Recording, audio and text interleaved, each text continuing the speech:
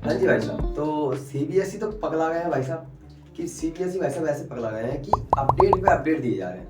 मतलब अभी हाल ही में एक अपडेट आया है, 11th और 12th के लिए मेनली आया है। पहले क्या होता था, अभी तक ये चलता था कि जब भी हम 11th और 12th में जाते थे तो हम स्ट्रीम सेलेक्ट करते थे। मतलब अगर मैथ स्ट्रीम ले रहे हैं तो मैथ के साथ केमिस्ट्री और फिजिक्स चिपके हुए आएंगे भाई साहब कि हम भी आ रहे हैं, मैथ लिया हमने, हम भी आएंगे पीसीएम। अगर बायोलॉजी ले रहे हो तो भी फिजिक्स और केमिस्ट्री चिपके हुए आते थे, है ना। आर्ट्स ले रहे हो तो आर्ट्स के सब्जेक्ट चिपके हुए आते थे, और अगर कॉमर्स ले रहे हो तो यही 3-4 हमारे पास ऑप्शन होते थे।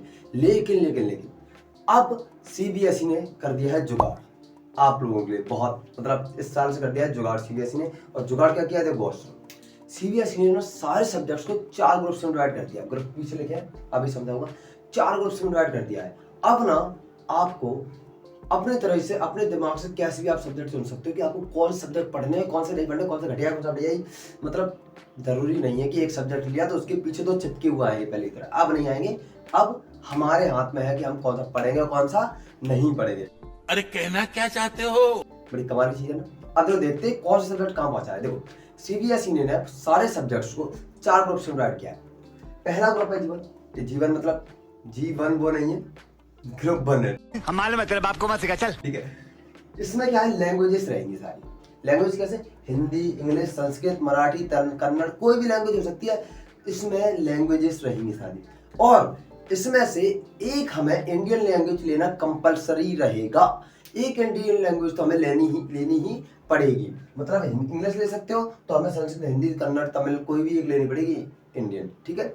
अच्छा, उसका दूसरा ग्रुप है। दूसरे ग्रुप में हमारी फिजिकल एजुकेशन और वोकेशनल एजुकेशन। फिजिकल एजुकेशन क्या है, जानती हो, योगा वगैरह। और वोकेशनल एजुकेशन क्या है, वोकेशनल एजुकेशन ऐसे समझ लो आप कि स्किल्स, किसी के पास स्किल्स होती है कि पब्लिक स्पीकिंग की, तो उसके पास जो भी स्किल है उस स्किल को वो ग्रो करे। किसी को आर्ट अच्छी बनाना आती है तो आर्ट बनाओ, किसी को पेंटिंग आती है, जो आती है वो स्किल को ग्रो करना है, उसे बिजनेस ले जाना सीखना है।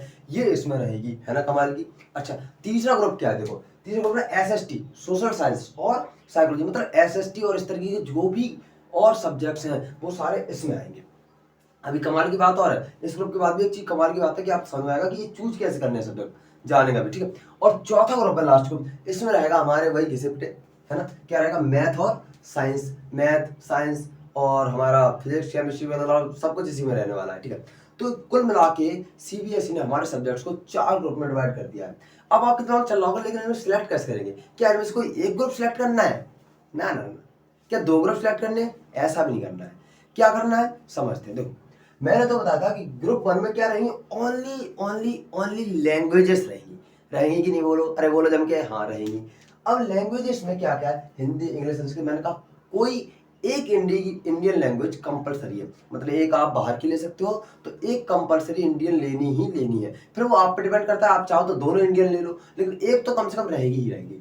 तो हमें ग्रुप 1 से कम 2 लैंग्वेज सिलेक्ट करनी है। कितनी? 2 लैंग्वेज। तो हमारे 2 सब्जेक्ट्स तो यहाँ पे हो गए। होगा 2 सब्जेक्ट यहाँ पे हुए कि नहीं। अच्छा, अब हमें ना बाकी जो 3 ग्रुप बचे हैं, ग्रुप 2 और ग्रुप 3 और ग्रुप 4, ये बाकी के जो 3 ग्रुप्स बचे हैं, हम इन तीनों ग्रुप से मिला करके बाकी के 4 सब्जेक्ट सिलेक्ट करेंगे। कितने?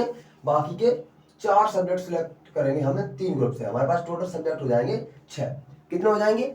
6 सब्जेक्ट। यानी कि इससे हम 2 लैंग्वेज सेलेक्ट करेंगे, 2 सब्जेक्ट हमारे हो गए। मान लो ज्यादातर लोग क्या सेलेक्ट करेंगे, इंग्लिश और हिंदी। मुझे पता है ये होने वाला है, इंग्लिश और हिंदी। तो यहाँ से 2 सब्जेक्ट हो गए। अब बाकी के जो 4 सब्जेक्ट हैं वो हम यहाँ से सिलेक्ट करेंगे, यहाँ से इन तीनों से मिला के करेंगे। मान लो कि आपको मैथ अच्छा लगता है तो आप मैथ लो, ओके, हमको फिजिक्स वगैरह नहीं पढ़नी तो मैथ ले लो, इधर से ले लो सब्जेक्ट, एक इधर से ले लो। समझ में आ रही है? आपको अब ये कंपलसरी नहीं है कि आप जो ले रहे हैं कि मैथ की, भाई हम मैथ ले रहे हैं तो केमिस्ट्री हमको पढ़नी ही पढ़नी है। अब सारा दारोमदार आपके हाथों में है, आपके में है। और एक खबर तो आपको मिली गई होगी कि भाई साहब अब ना 2024 से आपके एग्जाम्स ईयर में 2 बार होंगे। ईयर में दो बार ऐसे होंगे कि पहले एक बार एग्जाम होगा, आपको फिर से दोबारा एग्जाम लिए जाएंगे। सभी लोगों के लिए जाएंगे, ऐसा नहीं है कि किसका मन नहीं है हम नहीं लेने जा रहे, सभी के एग्जाम लिए जाएंगे।